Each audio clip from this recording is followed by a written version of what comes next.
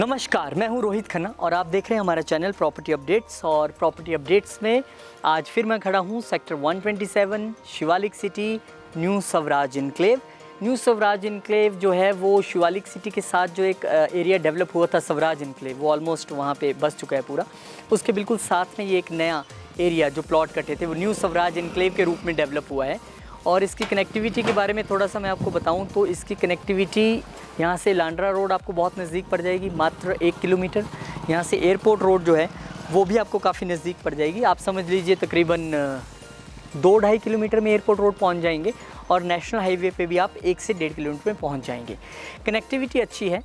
और ये जो मैं आपको विलाज आप देख रहे हैं मेरे पीछे, 2 ही यूनिट्स हैं जो बने हैं। और क्योंकि कम इन्वेंट्री जब होती है तो बिकती भी फटाफट है, क्योंकि बनी बनाई चीज़ होती है और इतनी टेंशन दिमाग में रहती नहीं है, आपको बस बनी बनाई चीज़ में आके रहना ही तो है। तो 108 गज का ये एक विला है। और इसकी आप एंट्रेंस में अगर आप समझें तो एंट्रेंस ऐसी बनाई गई है कि एक गाड़ी बहुत आराम से अंदर चली जाएगी। और इवन गाड़ी अंदर जाने के बाद भी आपका एक 2 व्हीलर खड़ा हो सकता है और एक वॉशिंग एरिया के तौर पे भी इसको बनाया गया है। टाइल्स जो है वो एंटी स्किड टाइल्स हैं, अच्छी बात है। और बाहर से जो है वो सीढ़ियों की व्यवस्था रखी गई है। और ये अच्छा रहता है कि जब हमने कभी कोई पोर्शन रेंट आउट करना हो तो अक्सर हम कहते हैं कि सीढ़ियाँ बाहर से ही होनी चाहिए, तो उस पॉइंट ऑफ व्यू से ये ठीक है। अंदर से घर कैसा लगता है, कैसी उसकी कॉन्फ़िगरेशन है, वो हम देखने वाले हैं। आइए चलिए घर के अंदर हम एंटर हुए। और एंटर करके इससे पहले कि हम अपने लिविंग स्पेस तक पहुंच जाएं या किचन तक, ये एक एरिया इन्होंने बनाया है। ये बेडरूम के तौर पे बनाया है। अब इसे आप गेस्ट बेडरूम कह लें, किड्स बेडरूम कह लें, क्योंकि एंट्रेंस पे है तो डेफिनेटली आप इसे गेस्ट बेडरूम कह सकते हैं। और बहुत अच्छा टीवी पैनल जो है वो दिया गया है, वार्डरोब है इसमें वो भी दिया गया है आपको। और अभी आपको इधर उधर थोड़ा सामान ज़रूर नज़र आ जाएगा क्योंकि कंस्ट्रक्शन जस्ट कंप्लीट हुई है। और ये स्लाइडिंग डोर्स दिए गए हैं। अगर वॉशरूम की भी बात करें तो यहाँ पे जो वॉशरूम है उसको भी जो है वो स्लाइडिंग डोर दिया गया है, ताकि कम से कम जगह जो है वो घेरी जाए या दरवाज़ा खुलने के बाद दिक्कत ना हो कमरे में। फॉल सीलिंग है वो भी आप देख सकते हैं। फॉल सीलिंग यहाँ पे करवाई गई है। और जो लोग फेसिंग के बारे में अक्सर मुझसे पूछते हैं और मैं अक्सर भूल जाता हूँ, तो मैं बता दूँ कि फेसिंग जो है इसकी वो ईस्ट फेसिंग जो है वो ये कोठी है। तो पंजाबी में कहते हैं ना चढ़ने वाला है, तो ईस्ट फेसिंग कोठी है। और जब इस एरिया में आप आते हैं तो बिल्कुल डिफरेंट सा डिज़ाइन इस घर का बनाया गया है। तो ये आपका एक लिविंग स्पेस हो गया जहाँ पे आपका सोफ़ा, एक एल शेप में सोफ़ा यहाँ पे लग जाएगा, एक टेबल आ जाएगा। और मेरा घर हो तो शायद मैं एक छोटा टेबल रखूँ और डाइनिंग टेबल नहीं रखना पड़ेगा आपको, क्योंकि किचन का कंसेप्ट बड़ा ब्यूटीफुल बनाया गया है। ये जो एक शेल्फ़ बनाई गई है, actually this is a kind of dining table आप कह सकते हैं। कि यहाँ पे आप 2 बार चेयर्स लगा लें, या 1, 2, 3 और एक 4 चेयर्स यहाँ लगा लें, तो आप खाना बहुत आराम से यहाँ पे खा सकते हैं। और ये टीवी पैनल की व्यवस्था यहाँ पे की गई है। और मॉड्यूलर किचन की बात करें तो जैसे मैंने बताया कि ये आपका एक डाइनिंग शेल्फ के तौर पे यूज़ हो जाएगा, आपको एक्स्ट्रा फर्नीचर लेने की ज़रूरत नहीं पड़ेगी। और modular kitchen as it is है। अब इसमें कंसेप्ट आप देख रहे होंगे कि फॉल सीलिंग के साथ साथ ये आपको एक जो सनरूफ ऊपर दिखाई दे रही है। जैसे कि आजकल ट्रेंडिंग है गाड़ियों में सनरूफ ना हो तो कहते हैं कि गाड़ी नहीं लेनी है हमने, क्योंकि सनरूफ का ट्रेंड है। तो इसको मैं इस तरह से देख रहा हूँ कि कहा जाता है कि आपको पुराने घरों में याद होगा कि गांव में जब सब्जी बनाते थे, रोटी बनाते थे, कहाँ बनाते थे? बाहर बेड़े में बैठ के। क्यों? क्योंकि हमारे जो रोटी बनती है, सब्जी बनती है, उसके सनलाइट जो है अगर उसमें आए तो ये अच्छा माना जाता है, पॉजिटिविटी जो है वो रहती है। तो सनलाइट के लिए जगह छोड़ी है। और इस वक्त टाइम मैंने यहाँ पे जो लाइट्स हैं वो ऑन नहीं रखी हैं, फिर भी कितना उजाला यहाँ पे है, ओनली ड्यू टू दिस। तो ये आपका एक इलेक्ट्रिसिटी का बिल भी सेव करेगा, अच्छी बात है। और इसके साथ हम यहाँ पे एंटर कर जाते हैं बेडरूम नंबर 2 में। यहाँ भी वार्डरोब पूरी तरह से बने हुए हैं। वार्डरोब में कोई कमी नहीं है, अच्छी वुड इस्तेमाल की गई है, भारी लक्कड़ है। और ये जो है इसके स्लाइडिंग डोर्स बनाए गए हैं। और इसके अलावा एक वॉशिंग एरिया के लिए जगह यहाँ से आपको दी गई है।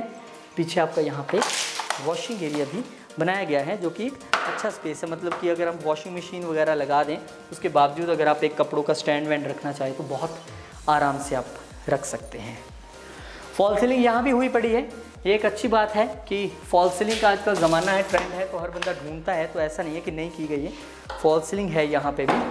और वॉशरूम अटैच आपने देख लिया, वॉशरूम भी यहाँ पे है। और सुंदर टाइल्स लगाई गई हैं और बिल्कुल ऊपर तक टाइल्स लगाई गई हैं। ऐसा कुछ नहीं है कि टाइल्स नहीं है। ये आपका वार्डरोब के साथ साथ एक ड्रेसिंग एरिया भी आपको दिया गया है, ये भी एक अच्छी बात है। चलिए 2 BHK का प्रावधान जो है यहाँ पे नीचे है, ऊपर देखते हैं क्या है ये।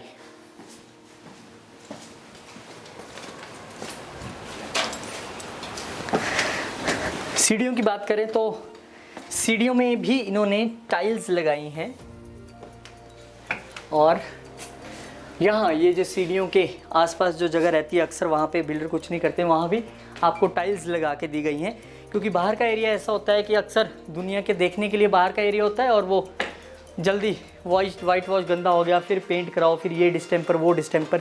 तो ये आ गई आपके ऊपर आके बालकनी जो कि स्टेनलेस स्टील से बनाई गई, यहाँ पे रेलिंग लगी है और ये एक अच्छा सा ओपन सा एरिया है। और उसके बाद जब हम एंटर कर जाते हैं यहाँ तो ये आ गया आपका ऊपर एक बेडरूम जो दिया गया है और बेडरूम के साथ ही यहाँ पे एक वॉशरूम भी है, फॉल सीलिंग यहाँ भी है। तो कुल मिला के ऊपर एक बेडरूम दिया गया है और इसके साथ ही पीछे एक ओपन टेरेस जो है वो दी गई है और यहाँ भी टेरेस पे ऐसे नहीं छोड़ा गया है, उसको टाइल्स लगा के दी गई हैं ताकि अगर बारिश आ जाए कभी या कोई दिक्कत, मतलब यहाँ पे क्या होता है कि आप आराम से वाइपर मारो और आपकी छत साफ़ होगी। कहते हैं छत भी साफ़ रखनी चाहिए, तो यहाँ पे वो व्यवस्था भी हो जाएगी। तो कुल मिला के ये 108 गज की जो 3 BHK कोठी से मैं कह सकता हूँ 2 बेडरूम नीचे हैं, एक लिविंग स्पेस है, छोटा सा किचन है, 2 वॉशरूम्स है नीचे अटैच और ऊपर एक बेडरूम और अटैच वॉशरूम बनाया गया है। तो कई बार क्या होता है कि बहुत सारे लड़के होते हैं जो PG वगैरह में रहते हैं, वो कहते हैं भाई साहब हमें तो आप एक रूम दे दीजिए रेंट पे, हमें नहीं चाहिए किचन विचन, हम तो बाहर ही खाना खाते हैं। ये आजकल अक्सर होता है और तब आपको ये काम आएगा कि बाहर आप सीढ़ियाँ चढ़िए, ऊपर एक बेडरूम है उसे आप 7-8 हज़ार किराए पे दे दीजिए और वो भी इंडिपेंडेंट अपना आराम से या यहाँ पे रह सकते हैं। तो कुल मिला के हम कह सकते हैं कि 44 लाख की इसकी कीमत रखी गई है। 44 लाख जो कीमत है 108 गज के लिए, ये जो 3 BHK बना है डुप्लेक्स इसे नहीं कहूँगा क्योंकि सीढ़ियाँ बाहर से, तो 44 लाख रखी गई है। आप आइए बात कीजिए, आके देखिए, अगर आपको अच्छी लगे तो 44 लाख में ये इंडिपेंडेंट विला आपका हो सकता है और रेंट आउट हो जाइए तो 7-8 हज़ार तो आपका बाहर से निकल जाएगा।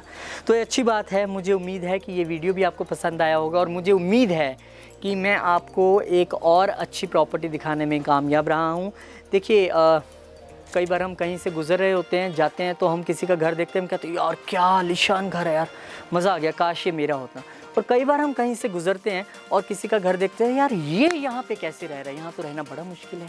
तो ये आपकी परसेप्शन है, लेकिन जो वहाँ रह रहा है वही उसका आशियाना है, वही उसका घर है।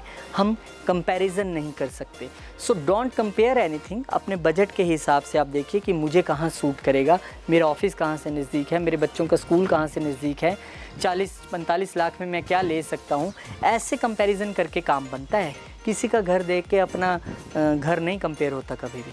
तो बहुत बहुत शुक्रिया, धन्यवाद। उम्मीद करता हूँ कि आप आएंगे, विज़िट करेंगे, कॉल करेंगे, इंक्वायर करेंगे और भगवान करे कि आपको अपने सपनों का घर जल्दी मिल जाए। अब मुझे यानी रोहित खन्ना को दीजिए इजाज़त। मिलूंगा आपसे एक नए वीडियो में, तब तक के लिए धन्यवाद। खुश रहें, व्यस्त रहें, मस्त रहें, तंदुरुस्त रहें और बहुत बहुत ध्यान रखें अपना, अपने बच्चों का, अपने परिवार का और बुज़ुर्गों का।